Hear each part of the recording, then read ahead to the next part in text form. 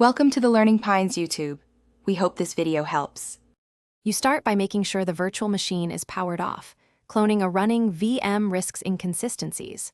Once done, confirm there are no active snapshot operations because snapshots affect cloning options.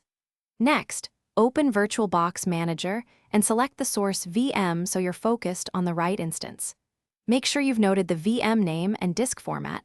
This helps when choosing linked versus full clone later. Now you're ready for the clone command and the first decision point. Now choose Machine, then Clone to open the dialog where you pick a name and target folder. You must decide between Full Clone, which copies disks for independence, and Linked Clone, which saves space but depends on the original. Make sure to include or exclude snapshots deliberately.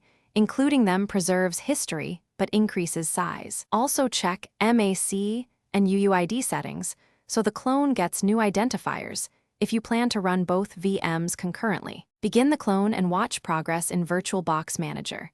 Cloning big virtual disks can take several minutes.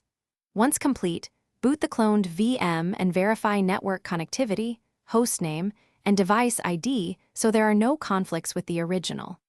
If the clone fails to boot or shows missing drives, make sure snapshot chains are intact and that the clone points to the correct disk file. Detach problematic snapshots or reattach the correct VDI/VMDK, then try again. Thanks for watching. Consider subscribing if we helped you.